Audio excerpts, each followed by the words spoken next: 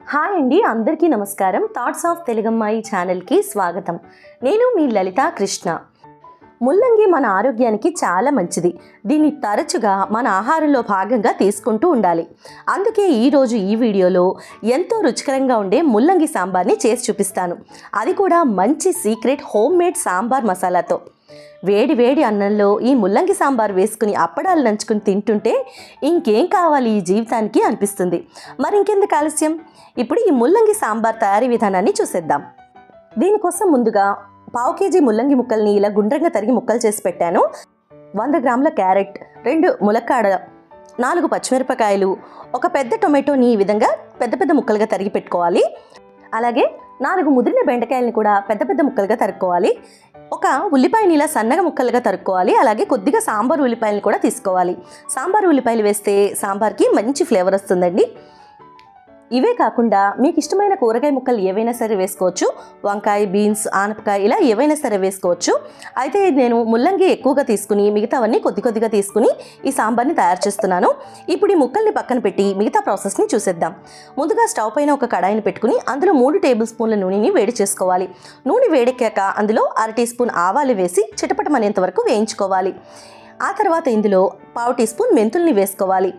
మెంతులు కాస్త వేగిన తర్వాత ఇందులో 1/2 టీ స్పూన్ జీలకర్రని కూడా వేసుకోవాలి.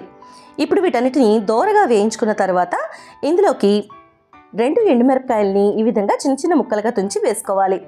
అలాగే గుప్పెడు కరివేపాకును కూడా వేసుకోవాలి. ఇప్పుడు ఈ పోపుని కాస్త దోరగా 1-2 నిమిషాల పాటు బాగా వేయించుకోవాలి. ఇష్టమైన వాళ్ళు ఇందులోనే ఇంగు కూడా వేసుకోవచ్చు. ఆ తర్వాత ఇందులో సన్నగా తరిగిన ఉల్లిపాయ ముక్కల్ని వేసుకోవాలి. ఇక్కడ నేను ఒక మామూలు ఉల్లిపాయని అలాగే కొద్దిగా సాంబార్ ఉల్లిపాయలని కలిపి వేసుకుంటున్నాను. ఈ ఉల్లిపాయలని మరీ ఎక్కువగా వేయించిన అవసరం లేదండి. 1-2 నిమిషాల పాటు ఉల్లిపాయలు కాస్త పచ్చివాసన పోయి రంగు మారేంత వరకు వేయించుకుంటే సరిపోతుంది. ఆ తర్వాత ఇందులోకి గుండ్రంగా తరిగిన ముల్లంగి ముక్కలు, క్యారెట్ ముక్కలు వేసి వేయించుకోవాలి. వీటిని ఒకసారి బాగా కలుపుకున్న తర్వాత ఇందులోకి ముక్కలు ఉడకడానికి సరిపడా ఉప్పును వేసుకోవాలి. ఇక్కడ నేను 1 టీ స్పూన్ ఉప్పును వేస్తున్నాను. ముక్కలకి ఉప్పు పట్టేలాగా ఒకసారి బాగా కలుపుకొని ఆ తర్వాత మిగిలిన కూరగాయ ముక్కల్ని కూడా యాడ్ చేసుకుందాము.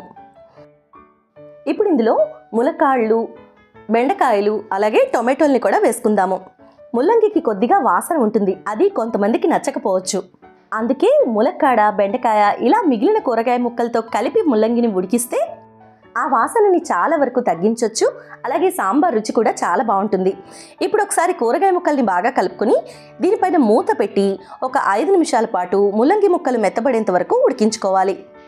5 నిమిషాల తర్వాత ఇందులో 1/2 టీ స్పూన్ పసుపు వేసుకుని అలాగే ఒక పెద్ద నిమ్మకాయ సైజంత చింతపండుని నానబెట్టి చింతపండు పులుసు తీసి ఆ పులుసుని కూడా ఇందులో పోసుకోవాలి. ఇక్కడ నేను ముందుగానే చింతపండుని నానబెట్టి ఉంచుకున్నానండి. ఆ పులుసుని ఇందులో వేసుకుంటున్నాను. అలాగే కన్సిస్టెన్సీని అడ్జస్ట్ చేసుకోవడం కోసం కూరగాయ ముక్కల్ని ఉడికించుకోవడానికి సరిపడా నీళ్లు పోసుకుని దీనిపైన మూత పెట్టి ఒక 10 నిమిషాల పాటు ఉడికించుకోవాలి.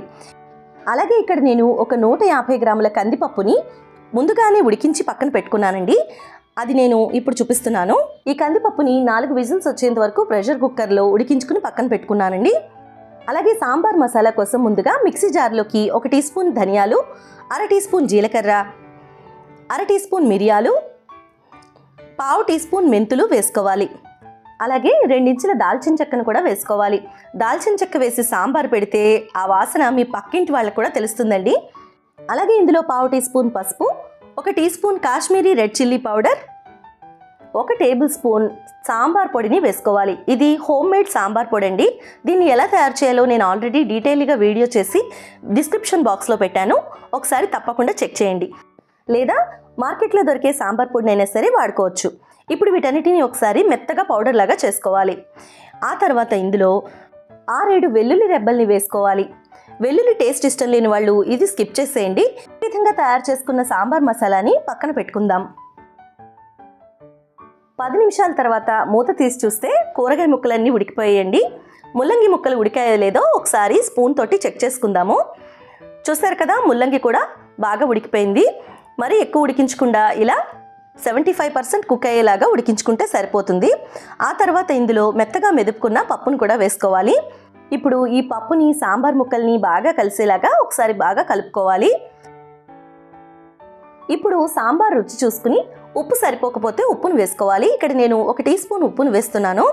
ఆ తర్వాత మనం ముందుగా తయారు చేసి ఉంచుకున్న సాంబార్ మసాలాని వేసుకోవాలి. మీరు ఎప్పుడు సాంబార్ పెట్టుకున్నా సరే ఈ సాంబార్ మసాలాని వేసుకుంటే సాంబార్ రుచి అనేది చాలా అద్భుతంగా వస్తుంది. అలాగే ఇక్కడ రుచులన్నిటినీ బ్యాలెన్స్ చేయడానికి ఒక 1/2 టీ స్పూన్ బెల్లాన్ని కూడా వేస్తున్నాను. ఇప్పుడు వీటన్నిటిని ఒకసారి బాగా కలుపుకోవాలి. తీపి ఇష్టం లేని వాళ్ళు బెల్లాన్ని స్కిప్ చేసేయండి. అయితే బెల్లం వేయడం వల్ల అన్ని రుచులు సమానంగా బ్యాలెన్స్ అవుతాయి. పచ్చి మసాలాలన్నీ వేసి చేసిన ఈ సాంబార్ మసాలాని వేసిన తర్వాత సాంబార్ని కనీసం ఒక 10-15 నిమిషాల పాటు బాగా ఉడికించుకోవాలి. అలాగే సాంబార్ని ఉడికించేటప్పుడు స్టవ్ని లో ఫ్లేమ్లో పెట్టుకుని మూత పెట్టి నిదానంగా ఉడికించుకుంటే మంచి రుచి వస్తుంది. అలాగే ఇందులో ఒక 1/4 టీ స్పూన్ ఇంగువను కూడా వేసుకుని ఒకసారి బాగా కలుపుకుని దీనిపైన మూత పెట్టి ఇందాక చెప్పినట్లుగా 10-15 నిమిషాల పాటు సన్నని సెగపైన ఉడకనివ్వండి. సాంబార్ బాగా ఉడికిపోయిన తర్వాత లాస్ట్గా ఇందులోకి సన్నగా తరిగిన కొత్తిమీరని వేసుకుని ఒకసారి బాగా కలిపి వేడివేడిగా సర్వ్ చేసుకుంటే ముల్లంగి సాంబార్ రెడీ అయిపోయింది. ఈ వీడియో కనుక మీకు నచ్చినట్లయితే ఇప్పుడే మా థాట్స్ ఆఫ్ తెలుగమ్మాయి ఛానల్ని సబ్స్క్రైబ్ చేసుకోండి. అలాగే పక్కనే ఉన్న బెల్ ఐకాన్ని క్లిక్ చేయడం మర్చిపోకండి. Thank you.